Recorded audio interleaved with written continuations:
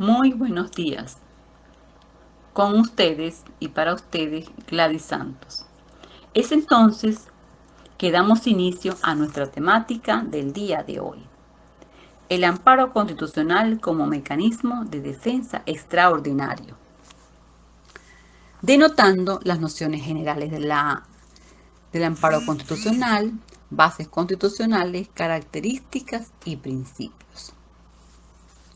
Como generalidades tenemos que el amparo constitucional es un tema de gran relevancia, ya que es un medio o recurso procesal que tiene por finalidad asegurar el goce y ejercicio de los derechos y garantías constitucionales establecidas en nuestra Carta Magna, leyes y tratados internacionales, quienes accionarán el mecanismo de defensa extraordinario. El amparo constitucional tiene sus bases legales en la Constitución de la República Bolivariana de Venezuela, en la Ley Orgánica de Amparo sobre Derechos y Garantías Constitucionales, en la Declaración Universal de los Derechos Humanos y en todos los documentos que estén para la protección y garantía constitucional. Es entonces que nuestro artículo 27 señala que toda persona tiene derecho a ser amparada por los tribunales en el goce y ejercicio de los derechos y garantías constitucionales. El procedimiento de la acción de amparo debe ser oral, público, breve y gratuito. Y la autoridad judicial competente tendrá la facultad de restablecer la situación jurídica infringida. Y todo tiempo será hábil para conocer de este procedimiento. Otro instrumento como la Ley Orgánica de Amparo sobre Derechos y Garantías Constitucionales nos señala en el artículo 1 que toda persona natural o jurídica domiciliada dentro de la República podrá solicitar ante los órganos jurisdiccionales el amparo previsto en el artículo 49 para el goce y ejercicio de los derechos y garantías constitucionales con el propósito de que se restablezca la situación jurídica infringida. El artículo 2 señala que la acción de amparo procede contra cualquier hecho, acto u omisión proveniente de quienes, de los órganos del poder público, nacional, estatal o municipal, o por ciudadanos o personas jurídicas, grupos o organizaciones que hayan violado o violen cualquiera de las garantías constitucionales. El artículo 7 señala que son competentes para conocer de la acción de amparo los tribunales de primera instancia, dentro de la jurisdicción correspondiente al lugar donde ocurriere el hecho y que motivare la solicitud de acción de amparo. Tenemos unas características muy importantes del amparo constitucional como medio jurídico de carácter excepcional. Este es el que tienen las personas jurídicas y naturales para defenderse de las violaciones de sus derechos y garantías constitucionales. El procedimiento de acción de amparo será oral, público, breve, gratuito y no sujeto a formalidades. Así lo señala el artículo 27 de nuestra Carta Magna. Y la ley declara que en el amparo todo tiempo será hábil y que debe ser tramitado con preferencia a cualquier otro asunto. Se caracteriza también por la ausencia de formalidades y su tramitación se aplica el principio de la simplicidad. Los derechos y garantías amparados en el ordenamiento jurídico y en el derecho internacional público son imprescriptibles e irrenunciables, regidos por el principio de progresividad. También tienen total retroactividad.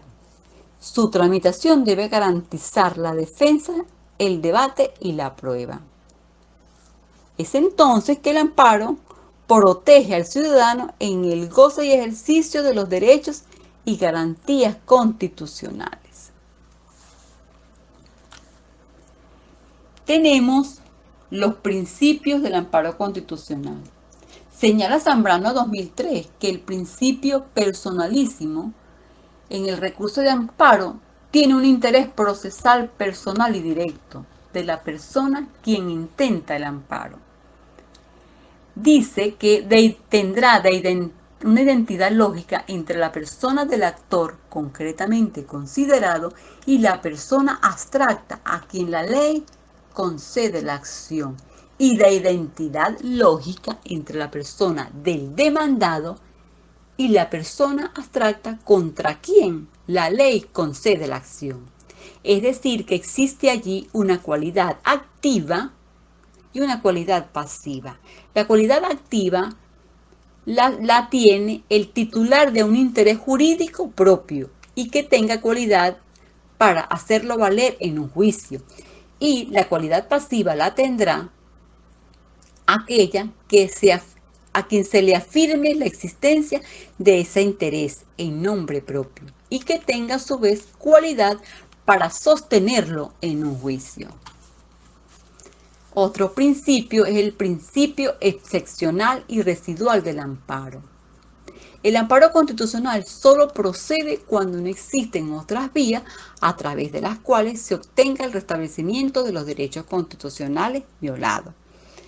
El amparo constitucional también es una acción de carácter extraordinario, por lo que su procedencia está limitada solo a casos en los que sean violados a los solicitantes de manera directa, inmediata y flagrante estos derechos.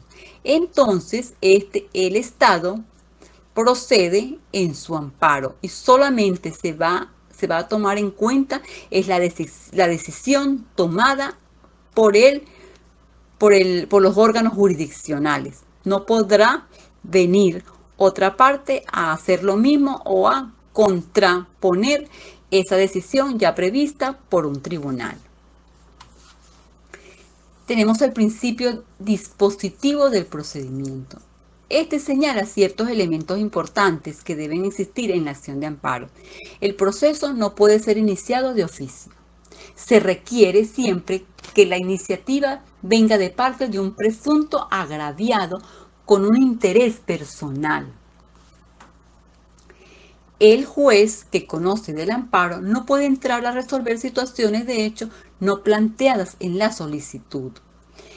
Otro sería que el procedimiento de amparo permite al solicitante ponerle fin al juicio mediante el desistimiento del mismo, salvo que se trate de un derecho de eminente orden público o que pueda afectar las buenas costumbres. Otro principio, el inquisitorio o de pesquisa procesal. El principio inquisitivo comprende tres aspectos muy importantes. Por un lado, da al juez la función de investigar la verdad por todos sus medios, sin que nadie le impida buscar esa verdad. Y por otro aspecto, lo facultan para iniciar de oficio el proceso y para dirigirlo con iniciativas personales. Tenemos el principio de gratuidad. El Estado garantiza la gratuidad de la justicia y en particular el amparo constitucional señala así Zambrano que este está exento de aranceles. Por eso es gratuito. Tenemos el principio de la carga de la prueba. Las partes tienen la carga de probar sus respectivas afirmaciones del hecho. Por lo tanto, los jueces deben circunscribirse a tener en cuenta si quien afirmó o alegó una pretensión debe presentar los medios de prueba. Tienen que existir de todas maneras de ambas partes los medios para probar el hecho. Muchas gracias. Seguidamente tenemos a la doctora Beatriz Torres.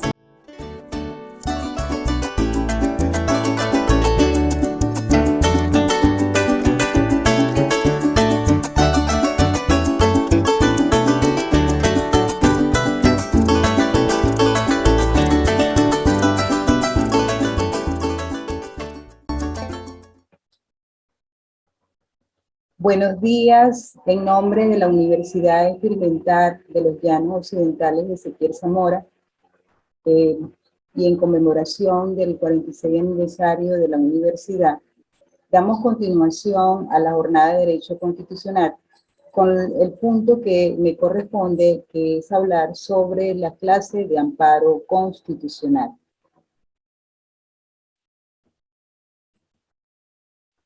Si bien es cierto, como lo señaló la profesora Gladys Santos en la ponencia que me antecede, que hablar del amparo constitucional es hablar de un mecanismo, ¿verdad?, extraordinario, que tiene su característica propia, expedito, breve, la oralidad, tiene sus principios y por ende lo hace en un mecanismo que por su razón de ser y su naturaleza es extraordinario. Así, hablar también del amparo constitucional es ubicarlos en las diferentes maneras en las cuales puede dar lugar en el ámbito procesal. Y así tenemos la clasificación del amparo constitucional. Esa clasificación del amparo constitucional no se podría decir que son excluyentes una a la otra, sino que algunas a veces también hasta se complementan. De esta manera, vamos a hablar de la clasificación del amparo constitucional, bien sea determinado según la naturaleza del derecho protegido, y de allí es que hablamos de amparo a los derechos humanos y garantías constitucionales, al amparo habeas datas y al amparo habeas corpus. También hay otra clasificación que es atendiendo al carácter principal o accesorio del amparo, y así podemos hablar del amparo autónomo, del amparo cautelar. También podemos hablar de una clasificación de amparo constitucional atendiendo la naturaleza de la elección o agravio, y de esta manera tenemos el amparo normativo, el amparo contra la administración pública, el amparo contra sentencia, el amparo sobrevenido y amparo contra hechos. Vamos a dar a continuación a explicar en una forma breve en qué consiste cada uno de ellos, por supuesto viendo su enfoque constitucional, legal y jurisprudencial. El amparo sobre la naturaleza del derecho protegido está fundamentado en el artículo 27 de la Constitución, cuando efectivamente señala el constituyente que todo ciudadano, toda persona, es deber de los tribunales ampararlo en el ejercicio de sus derechos y garantías constitucionales. E igualmente está desarrollado en el artículo 1 de la Ley Orgánica de Amparo sobre Derechos y Garantías Constitucionales, cuando en ese artículo, que es el por encabeza, por supuesto, la ley, habla efectivamente, el objeto de la ley es amparar derechos y garantías constitucionales. También tenemos la figura de la habeas data. El habeas data, como lo establece el artículo 28 de la Constitución, es una figura que está dentro del amparo constitucional, precisamente es una clase de amparo constitucional porque va a amparar a los derechos de la persona de tener acceso a la información que se encuentran en las instituciones públicas o en organismos de derecho privado, de tener acceso a esa información que de su persona o de sus bienes que reposan en el mismo, puede, por supuesto, revisar los mismos, actualizarlos, modificarlos e incluso destruirlos. El habeas corpus es otro amparo constitucional que es el que tiene más desarrollo y porque es el más antiguo, es el primero que se hizo aquí en Venezuela, ¿verdad? Y tenemos que es el amparo a la libertad y a la seguridad personal con fundamentos del artículo 27 y 31 y 39 de la Ley Orgánica de Amparo sobre Derechos y Garantías Constitucionales. Hay una ley que es novísima, hay una ponencia que sigue a la que yo estoy realizando, donde explicarán en una forma muy completa sobre las figuras del habeas corpus y la nueva ley. Es importante destacar que la Sala Constitucional del Tribunal Supremo de Justicia ha sido muy cuidadosa a partir de la Constitución, por supuesto, de 1999, en tener y desarrollar, sobre todo, tener la relevancia y la importancia que tiene los diferentes tipos y clases de amparo constitucional. Así lo vemos con el amparo del habeas corpus, cuando me dice nuestra ley fundamental sujeta a un control judicial inmediato aquellas privaciones de libertad contrarias al principio de reserva legal por no estar sustentada a un dictamen judicial legítimo. De allí que el constituyente haya colocado la libertad y seguridad personal bajo una protección especial.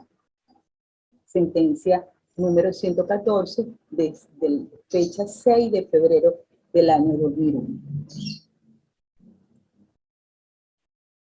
Vamos a hablar ahora a la otra clasificación, que es atendiendo al carácter principal o accesorio del amparo constitucional. Empezaremos a hablar sobre el amparo autónomo, que efectivamente tiene su fundamento constitucional en el artículo 2 de la Ley Orgánica de Amparo sobre Derechos y Garantías Constitucionales, cuando me señala que se puede interponer una acción de amparo constitucional contra los actos, hechos y omisiones de la administración pública que hayan violado o que amenacen violar dichos los derechos y garantías constitucionales. De manera que este amparo autónomo es la manera de que se interpone como una acción, ¿verdad? Como su nombre lo indica, es autónoma, donde se inicia el proceso, por supuesto siguiendo todo el interprocedimental que se establece en la ley y también en el procedimiento lo fijó la Sala Constitucional en la sentencia de Mejías en el año 2000, 1 de febrero del año 2000, donde José Armando Mejía, donde estableció cada una de las fases del proceso de amparo autónomo. También hay una sentencia muy importante que la Sala Constitucional hace y que se sigue cumpliendo como tal, es la de la sentencia de Emelimata Millán, ¿verdad? Del año, tenemos concretamente la de Emelimata Millán, 20 de enero del año 2002, 2 años después de la sentencia de José Armando Mejía, donde establece la Sala Constitucional de una manera muy precisa cómo se regula la competencia del amparo constitucional. Es importante que he señalado esta dos sentencias cuando hablo de esta clasificación del amparo autónomo, porque todo proceso de amparo autónomo tiene que va al interprocedimental, la fase del proceso se va a regular, se va a regir por la sentencia dictada en la Sala Constitucional de José Armando Mejía. Entonces, cuando se intenta un amparo autónomo contra la administración pública, enfocando en esta situación como amparo autónomo, es muy importante que, y aquí hay un criterio muy discutido también en la doctrina y también en la jurisprudencia, porque el amparo autónomo contra la administración pública se da siempre y cuando no exista un mecanismo ordinario que va a regular y a resolver esta situación, esta controversia. Recordemos que el objeto de pretensión del amparo es restablecer situaciones jurídicas infringidas. No tiene un efecto indemnizatorio, el mandamiento de amparo constitucional no tiene un efecto anulatorio. Y sobre esta última parte de que no tiene un efecto anulatorio, es indispensable tomarlo en consideración porque ningún mandamiento de amparo constitucional va a anular un acto administrativo, ¿verdad? Ni tampoco va a imponer una obligación en tal caso que ha sido violatoria de derechos y garantías constitucionales que vaya a tener un efecto de impugnación o un efecto indemnizatorio. Eso es muy claro en materia de amparo constitucional en las sentencias que ha dictado los tribunales, los órganos jurisdiccionales y específicamente la Sala Constitucional que hace la pauta y que ha establecido la pauta pues en lo referente al amparo constitucional, y aquí en este caso estamos hablando del amparo autónomo.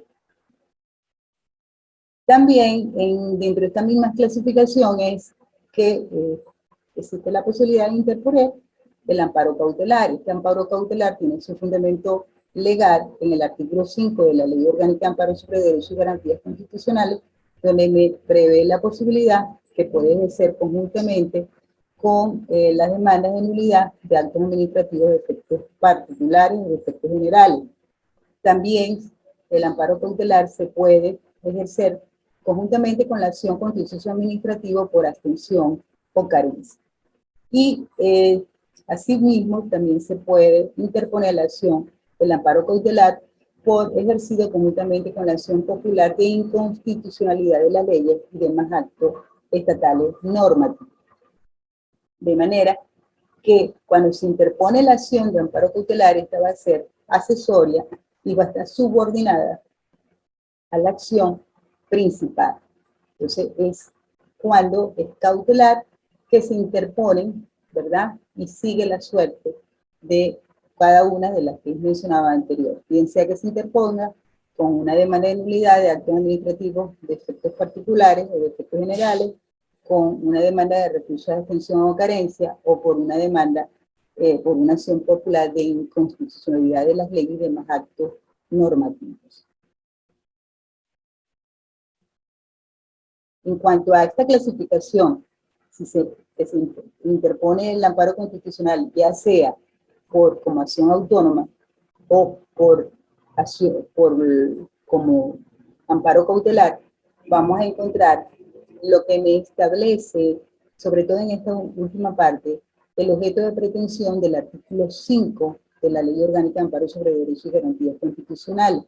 En el artículo 5, ya nosotros mencionamos que se puede interponer el amparo cautelar conjuntamente con las demandas de nulidad o con los recursos de abstención. Efectivamente, el objeto de pretensión en el acto administrativo, como en las abstenciones o omisiones, vuelvo y repito, es la pretensión de preestablecer situaciones jurídicas infringidas en ese momento, que se suspendan los efectos del acto administrativo, ¿verdad? Que supuestamente, porque es un amparo cautelar, existe esa suposición de que está infringiendo un derecho y una garantía constitucional.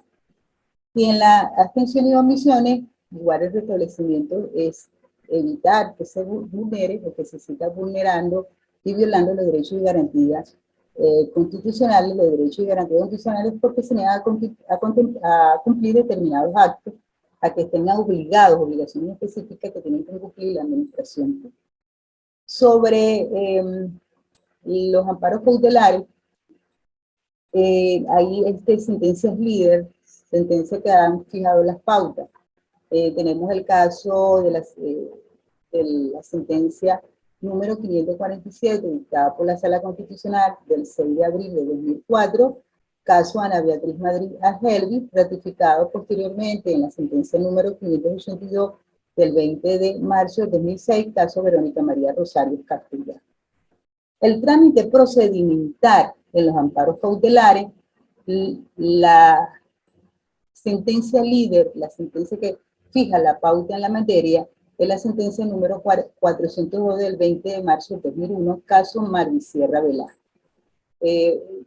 Una vez que se interpone las demandas de nulidad o el recurso de abstención conjuntamente con el amparo cautelar, el juez, por supuesto, tiene, después de la admisión, abrir cuadernos separados, pronunciarse sobre esa medida y que cumplan con esos requisitos el fomo y periculum in mora, porque efectivamente esta sentencia establece que se tienen que cumplir estos requisitos y hace señalamiento de que en el pronunciamiento que haga el tribunal, si es declarada con lugar, notifican a las partes pueden hacer oposición a ese amparo, objetar, se abre una incidencia que es conforme al artículo 602, el tribunal decide sobre la misma y de esa decisión es recurrible al tribunal de alzada a través del recurso de apelación.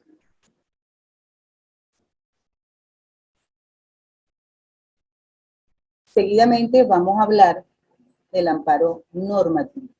Fíjense la gama de las clasificaciones que ha habido en la clasificación de los amparos, que no solamente vamos a ver ahorita un amparo, que este amparo forma parte de lo que se denomina justicia también constitucional, y está previsto en el artículo 3 de la Ley Orgánica sobre Derechos y Garantía Constitucional, que me dice que también es procedente la acción de amparo cuando la violación o amenaza de violación deriven de una norma que colide con la Constitución.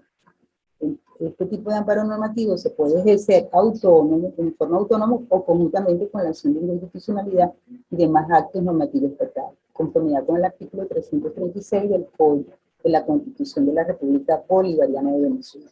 Este tipo de amparo normativo forman parte dentro de la categoría de lo que es la justicia constitucional, de lo que es el control difuso y el control concentrado y el amparo normativo es lo que ha establecido, por supuesto a nivel doctrinario y jurisprudencial, suspender actos, suspender la aplicación de las normas tituladas de inconstitucionalidad respecto al caso concreto cuya violación se alegue, más no contra la norma en sí misma, por supuesto, porque ya eso es otro tipo de acción. Pero lo que se persigue ello es precisamente que con base al principio de la supremacía de la Constitución, existe por supuesto ese respeto y el cumplimiento de el rango y el valor que tienen las normas constitucionales frente a todo el ordenamiento jurídico.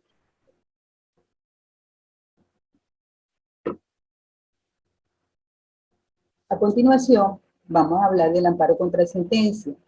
El amparo contra sentencia procede cuando un tribunal, ¿verdad?, decidido, no siendo competente, también puede incurrir en otros vicios que son una flagrante y grotesca violación a derechos y garantías constitucionales, dicte una resolución, una sentencia u ordene un acto que lesiona, por supuesto, lo que dije anteriormente, un derecho constitucional. El amparo contra sentencia no procede contra sentencias que se han oído recursos de apelación en ambos tipos. El amparo contra sentencia solamente es procedente cuando no exista ningún otro mecanismo ordinario para poder resolver esa situación. Es decir, si se ha oído, si se ha interpuesto, tiene el ordenamiento jurídico, le prevé el mecanismo, la vía judicial, como un recurso de apelación, un recurso ordinario, o el recurso de casación, un recurso extraordinario, tiene que interponer esos mecanismos para poder, a lo último, intentar en tal caso el amparo contra sentencia. Entonces, por eso se dice que en las sentencias que se ha oído en ambos efectos, no prospera el recurso, la acción de amparo contra sentencia. En aquellos, la situación puede variar, en aquellos fallos, en aquellas sentencias cuya apelación se oye en un solo efecto, o se ha negado la apelación, o también el recurso de hecho. Pero vuelvo y repito, en materia de amparo contra sentencia, tiene que agotarse todos los mecanismos ordinarios que establece el ordenamiento jurídico en este orden que estamos hablando, procesar, para poder interponer este mecanismo extraordinario que es el amparo contra sentencia. Amparo sobrevenido.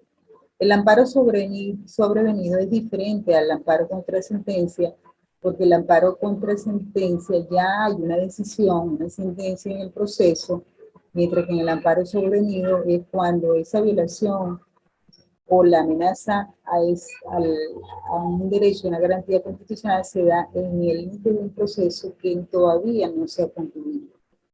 De aquí es que, de ahí la distinción del amparo sobrevenido con el amparo contra sentencia.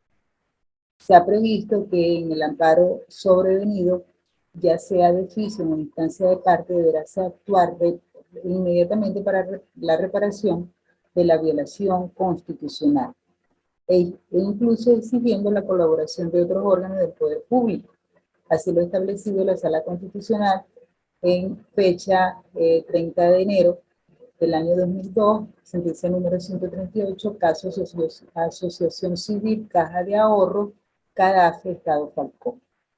Efectivamente, uno de los requisitos del amparo sobrevenido es que esa violación se dé, como todo requisito en los amparos de las clases, los diferentes tipos de amparo que hemos visto, que haya un menoscabo, una violación grotesca, directa, inmediata de la Constitución o la amenaza de la misma, que esa violación emane del juez, de las partes, de la autoridad de justicia o de terceros, y que todavía en ese proceso no se haya dictado sentencia. Sobre cuál es el tribunal que le compete conocer el amparo sobrevenido, hay una distinción que ha establecido una Sala Constitución, que si es una actuación emanada del juez, por supuesto, habrá que recurrir o habrá que interponer el amparo sobrevenido contra el tribunal, en el tribunal de alzada.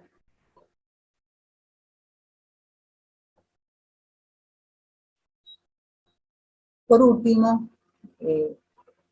no me queda más que señalar una cita reflexiva de la magistrada Girgan Retén de Sansón, en la que señala que el amparo es una carga explosiva. Usado bien, para los buenos fines, es la vía rápida para llegar a la justicia. Usado mal, puede hacer estallar todo el sistema procesal. Muchas gracias por su atención.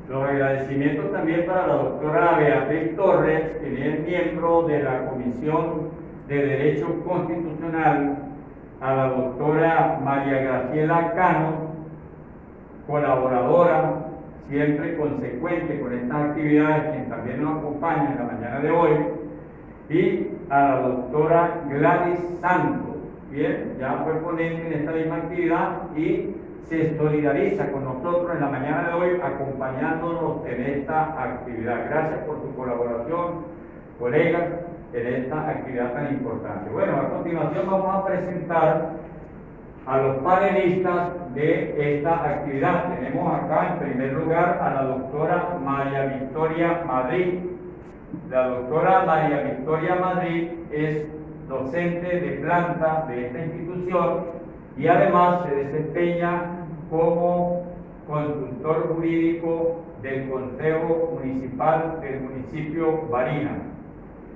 Después tenemos al doctor Enrique González, quien es docente de planta y además se desempeña como abogado litigante. El doctor Jairo Cañas, quien es docente también de la UNEYES y desempeña actualmente como abogado litigante. Y por último tenemos al doctor Giovanni Peña, quien es un consumado y consolidado doctor en ejercicio profesional en el estado Barinas, muy conocido y específicamente se desempeña en el área penal. Bueno, este es el panel que nos acompaña en la mañana de hoy y vamos entonces a dar comienzo al conversatorio. Bueno, dándole continuidad a esta actividad, es importante destacar unos elementos que no podemos perder de vista. Recordemos que el amparo constitucional rige en Venezuela con la aplicación de la Ley Orgánica de Amparo y Protección a los Derechos y Garantías Constitucionales, una ley que fue promulgada en enero de 1988.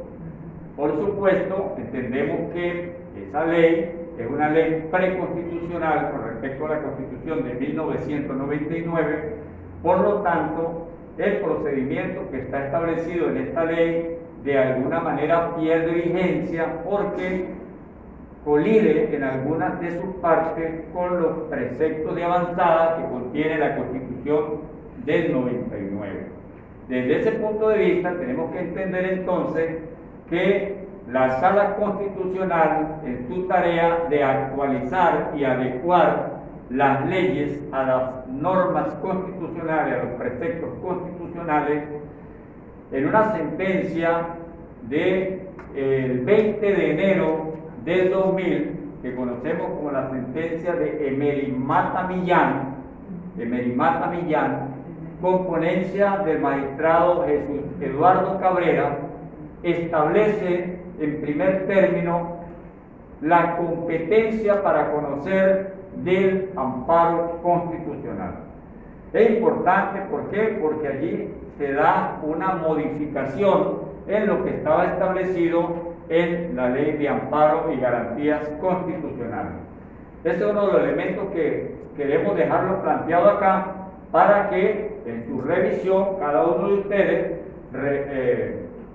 analicen esta sentencia y tengan claro que ese procedimiento, repito, establecido en la ley de amparo del 88, no es el procedimiento que está en práctica actualmente, ¿verdad?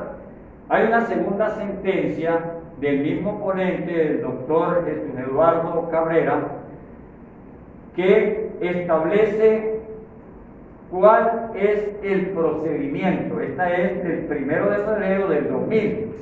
En esa sentencia, el ponente desarrolla de qué manera se va a llevar adelante los procesos o las acciones de amparo constitucional.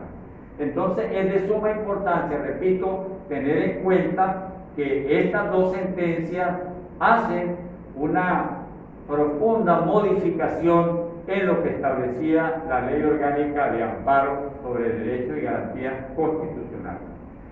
Aunado a eso, tenemos que tener en cuenta, y por eso estamos en esta mañana discutiendo toda esta temática, que acaba de entrar en vigencia una novísima ley denominada Ley Orgánica de Amparo a la Libertad y Seguridad Personal, que fue sancionada el 16 de septiembre del año 2021 por la Asamblea Nacional y que entró en vigencia a partir del 20 de septiembre de 2021.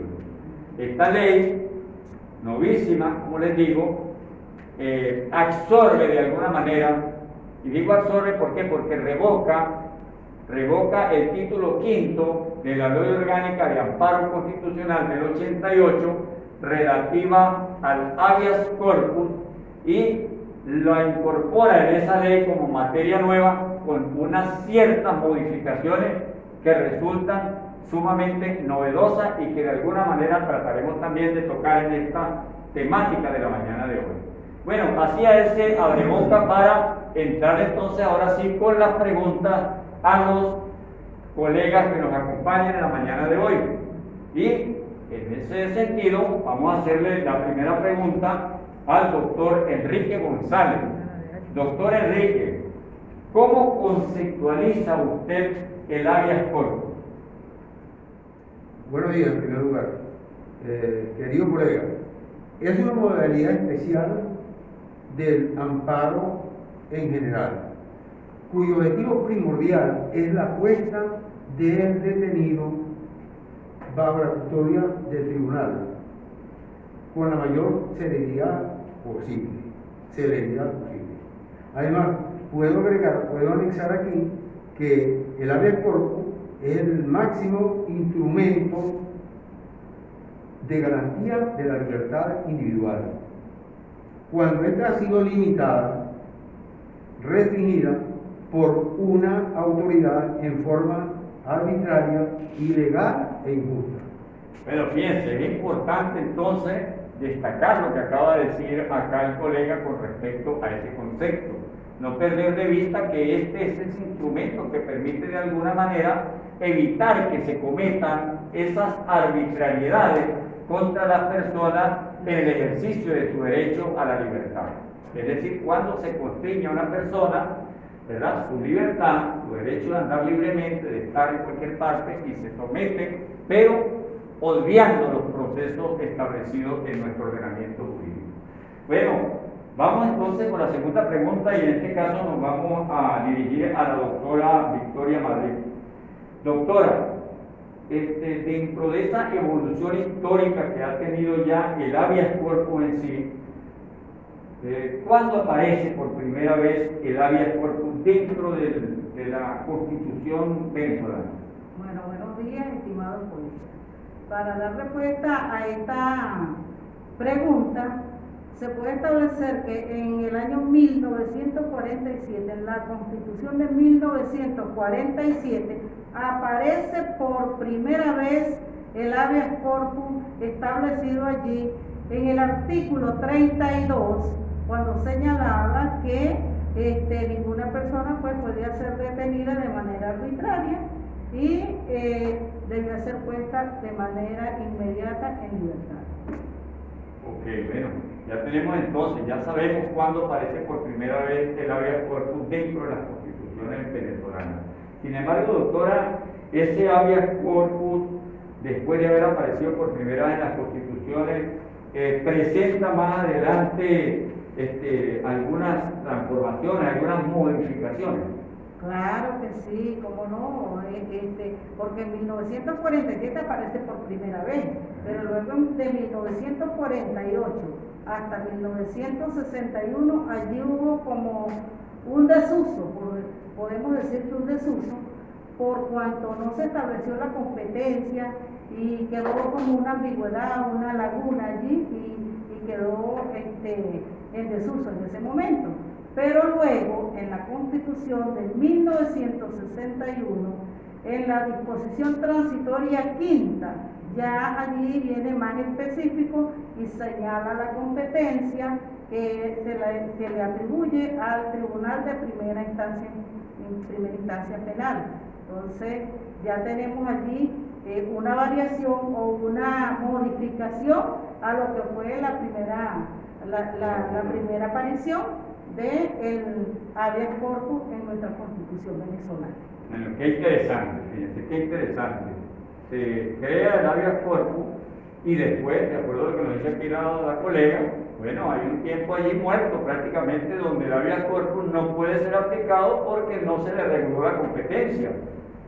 Una falla técnica legislativa o no sabemos qué pudo haber pasado allí. Recuerde que por esa época estaba también el presidente de la República, creo que Marcos Pérez Jiménez.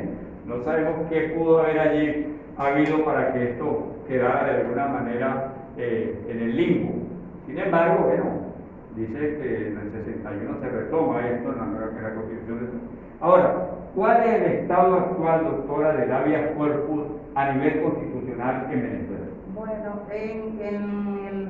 en estos momentos, ¿verdad? Pues tenemos en nuestra Constitución, en el artículo 27, tenemos establecido en el cuarto aparte de nuestra Constitución, se señala que en la acción de amparo puede ser interpuesta por cualquier persona y que debe ser la persona que sea detenida o arrestada debe quedar, como dijo el colega, bajo custodia de un tribunal y debe ser puesto en libertad de manera inmediata sin dilación alguna, pero está bajo custodia del tribunal.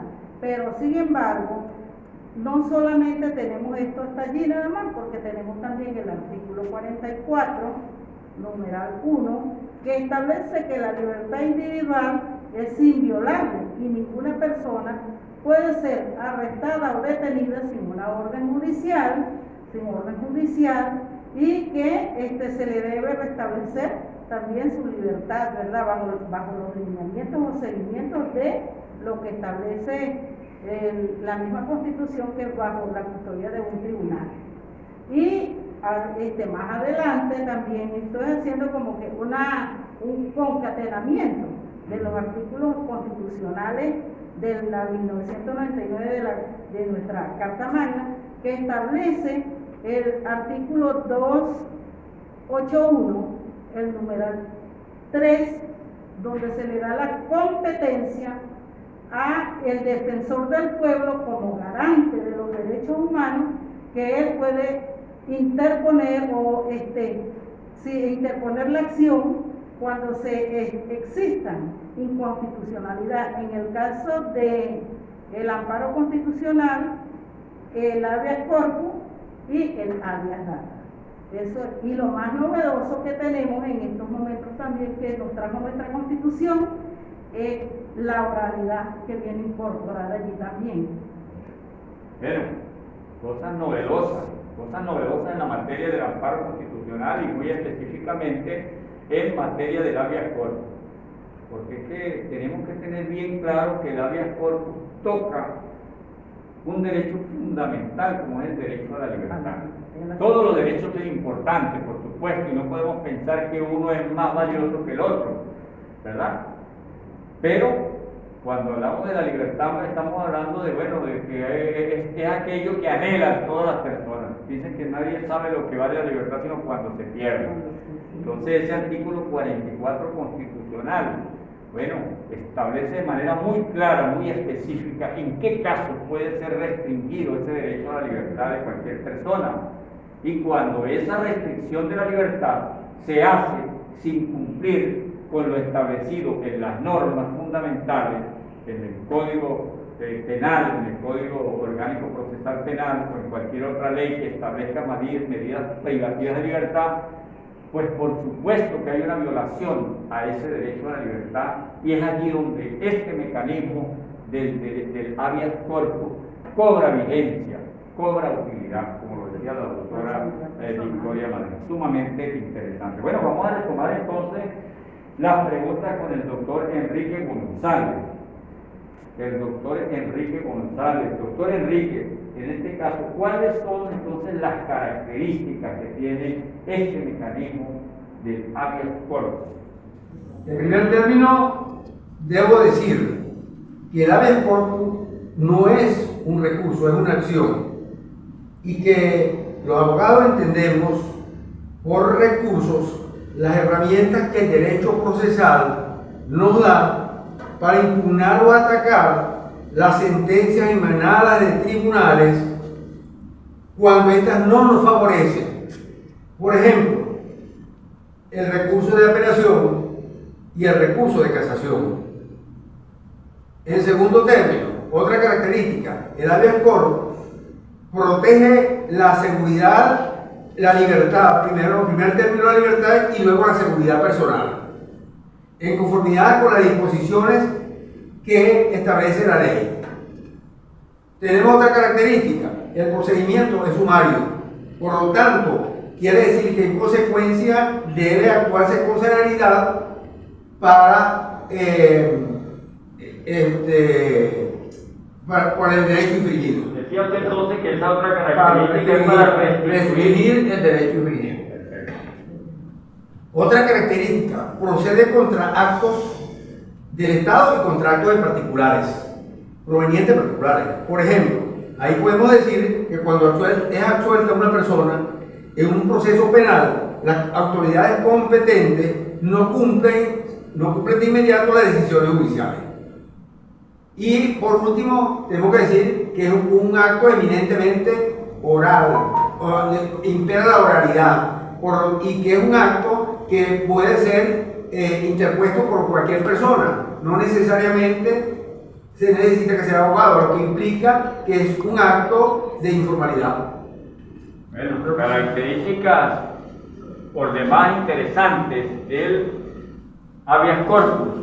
Y por supuesto, tiene que ser así. Estamos ante una acción que defiende la libertad y la seguridad personal de los individuos, de las personas. Bueno, vamos a continuar ahora con este conversatorio y vamos a hablar con el doctor Jairo Caña. Doctor Jairo Caña, dentro de esta temática del habeas corpus, ¿cuál considera usted que es el efecto principal del habeas corpus? Sí, efectivamente. Buenos días, colega. Efectivamente, aquí hay algo muy importante que decir con respecto a este tema del habeas corpus, ¿no?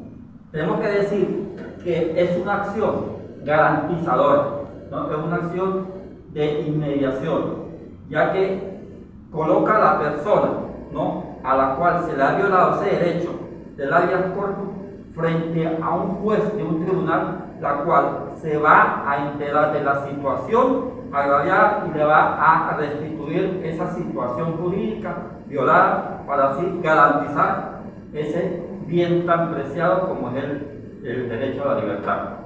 Perfecto, bueno, fíjense, claro que sí, busca de alguna manera entonces ese habeas corpus, de acuerdo a lo que dice acá el colega, poner en contacto directo a la persona que está siendo violentada en su derecho a la libertad con el juez. ¿Para qué? Para que el juez justamente corrija esa situación irregular en la cual está siendo sometida esa persona al margen de las leyes, al margen del proceso, y restituirlo, pues, si es el caso, si resulta procedente, restituirle ¿qué? El ejercicio del derecho a la libertad.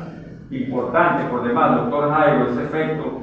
Y dentro de eso, entonces, vamos a otra pregunta, doctor. ¿Cuál vendría siendo entonces el tribunal competente o los tribunales competentes para conocer en materia de habeas corpus?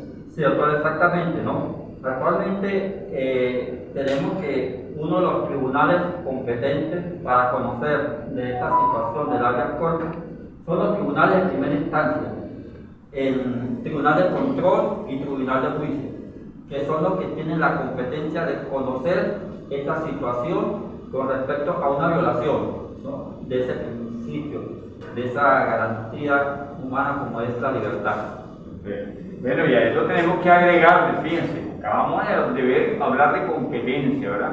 Pero recordemos que ahora con la entrada en vigencia de la nueva ley orgánica de amparo a la libertad y a la seguridad personal, hay una modificación competencial. ¿Por qué? Porque se establece ahora la generación, la creación de tribunales especializados en materia de amparo sobre habeas corpus. Entonces allí van a ser ahora los competentes para conocer quiénes, los tribunales especiales en materia de habeas corpus, ¿verdad?, que se están creando para tal fin y que inclusive ya la ley establece que son los de primera instancia en materia penal del sitio de la localidad donde haya ocurrido la violación del derecho a la libertad. Y también establece la ley, para ir de una vez tocando lo actual, que cuando no haya tribunales especializados, bueno, será competente el tribunal del lugar donde se haya cometido el hecho, pero después tendrá que pasar esas actuaciones al tribunal especial para que se haga la revisión obligatoria. Entonces, fíjense que ya hay una modificación con respecto a lo que venía estando vigente en la ley anterior de amparo sobre derecho y garantías constitucionales con respecto a la nueva ley que ya hablamos hace rato, es de muy reciente data. Bueno, doctor Jairo, y por último quería hacerle otra pregunta. ¿Cuál considera usted que es el mayor avance en materia de habeas corpus, acá de habeas corpus, ahorita que contiene la ley? ¿Cuál es el mayor avance? Claro, doctor. Usted lo acaba de decir hace rato, ¿no? Uno de los principales avances es la creación de estos tribunales, ¿no?, que le da esa competencia de conocer, ¿no?, y le da mayor cobertura, ¿no?, para que se sepa, ¿no?, se entere un tribunal de esa situación, ¿no?, de violación a una garantía, ¿no? Y por eso que se crean estos tribunales especiales, para darle mayor competencia, ¿no?, más especialidad para conocer de esta situación. Y así, si vemos un poquito más profundo la cuestión, es una de las formas también de combatir el retardo procesal con respecto al habeas corpus, ¿no?, donde se le dé mayor celeridad con respecto al conocimiento que hacen estos tribunales, la cual, como son especiales, le dan esa competencia amplia, ¿no?, específica de conocer esa situación. Yo pienso que eso fue uno de los mejores avances que esta nueva ley le ha dado ante esta situación, ante esta figura que es el habeas corpus. Claro que sí. Bien, fíjense, tenemos entonces esa especialidad ahora de los jueces. Y es importante que reflexionar sobre esto. ¿Por qué? Porque ya hay algunas críticas, por lo menos he leído en algunos de los publicistas de esta ley, los que revisan las publicaciones de la ley, ya hacían una primera crítica con respecto a esto de la creación de los tribunales especializados en habeas corpus. De verdad yo no entiendo esta crítica, porque como lo dice el doctor Jairo Caña, esto es un avance, esto es algo para mejorar. Tener un juez especializado en una materia significa que va a haber una mayor sensibilidad en cuanto a la situación que se pueda generar con respecto a ese derecho que está siendo conculcado. Entonces, ver eso como una anomalía, como algo negativo, desde mi punto de vista, no lo veo de esa manera. Lo veo y concuerdo con el doctor Jairo Caña, que es un avance, por supuesto, en materia de habeas corpus, el hecho de tener jueces especializados, porque eso nos permite que las personas que puedan estar en una situación irregular de violación al ejercicio del derecho a la libertad, pues pueda ser conocido esa irregularidad por un juez que tiene esa sensibilidad en esa materia para determinar que efectivamente hay que ponerle un correctivo a esa situación. Bueno, estamos acá ahora con el doctor Giovanni Peña para continuar con este interesantísimo conversatorio. Doctor Giovanni Peña, dentro de ese habeas corpus que estamos desarrollando, esa temática, existen algunas particularidades constitucionales del habeas corpus. ¿Cuáles consideran ustedes son esas particularidades? Bueno, primero que todo, buenos días. En principio voy a referirme al basamento legal que le da configuración al habeas corpus en la Constitución Bolivariana de la República de Venezuela. Estaríamos hablando del artículo 2 constitucional, del artículo 27, del artículo 44, numeral 1, y el artículo 281, numeral 3, referente a las funciones de la Defensoría del Pueblo, pero que específicamente allí se habla de habeas, se utiliza el anglicismo o la locución latina de habeas corpus, ¿no? Ahora bien, en cuanto a esas particularidades constitucionales que se configuran allí, ¿no? Una de las más importantes es que destaca la posibilidad de que la acción del habeas corpus sea ejercida por cualquier ciudadano, ¿verdad? Es decir, no prevalece la legitimación directa de la persona a la que se le ha constituido el derecho de libertad o seguridad, ¿entiendes? El agraviado. El agraviado, en este caso, ¿no? Al mismo tiempo, establece que el detenido o la detenida, ¿verdad?, queda bajo la custodia del tribunal que está conociendo de la acción de habeas corpus, ¿no? En otras palabras, ¿no?, sustrae, ¿no?, al detenido o la detenida, ¿verdad?, del ámbito de competencia del tribunal que lo estaba juzgando o que tenía para ese momento la custodia de esa persona, ¿no? Y como elemento fundamental de esa regulación constitucional es que la disposición expresa, ¿no?, que el derecho protegido, ¿no?, por el habeas corpus no va a ser afectado o nunca es afectado por una declaración de un estado de excepción o de restricción de garantía. O sea que prevalece aún en esas situaciones diferentes excepcionales o de emergencia, ¿no? Esas podríamos decir que son las particularidades más.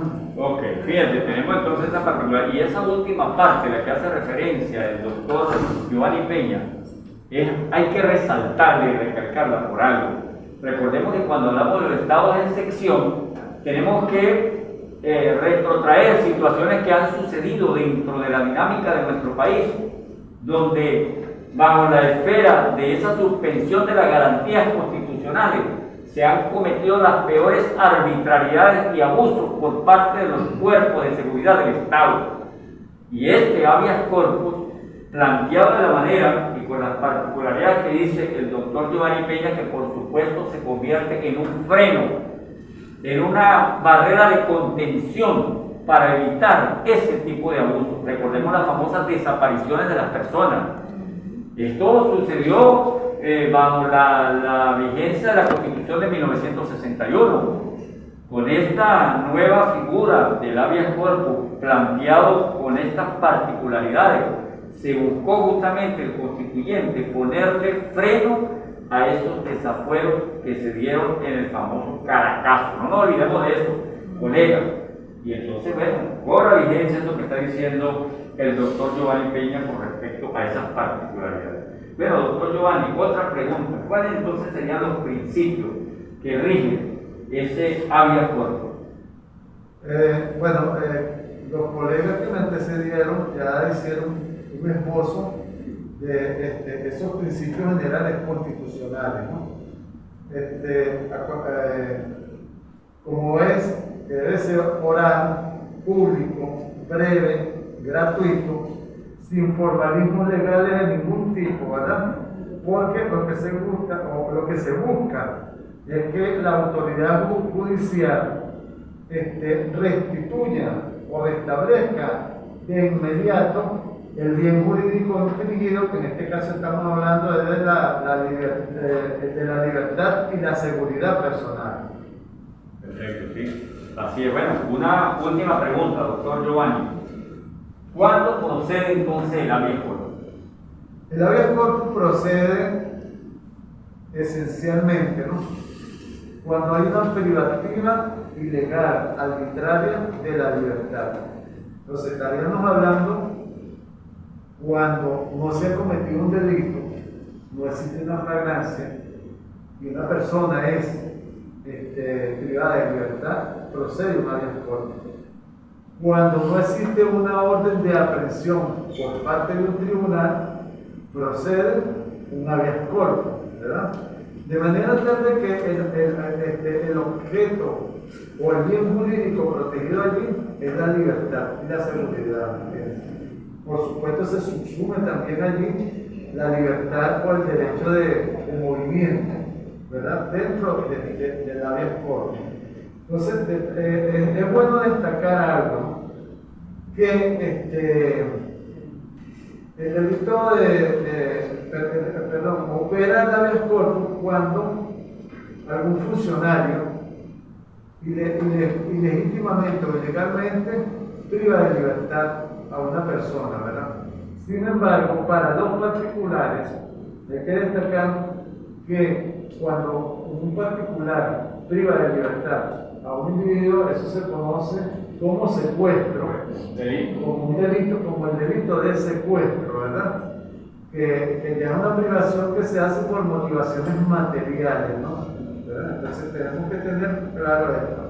Ahora bien, lógicamente que la acción de habeas corpus nace para restablecer una situación de privación de libertad y concluye cuando la misma es restituida. Sin embargo, pueden ejercerse acciones de tipo administrativo y legal contra aquellas personas que incurran en esa situación de privar o funcionarios que incurran en la privación ilegítima de libertad. Bueno, en resumen, hemos tocado pues, los distintos aspectos del habeas corpus. Yo le agregaría lo que dice el doctor dentro de la privación ilegítima de libertad, también cuando se libra una boleta de excarcelación por parte de un tribunal a una persona que ha cumplido su condena, ha cumplido su pena impuesta por el tribunal y sin embargo no es liberado inmediatamente, ¿verdad? Entonces aquí desde ese momento que se produce la carta, la boleta de excarcelación y transcurre ese lapso sin que la persona sea puesta en libertad, allí hay una violación a ese derecho a la libertad. Hay una privación ilegítima de la libertad porque ya fue emitida la orden por un tribunal para que esta persona recupere su libertad.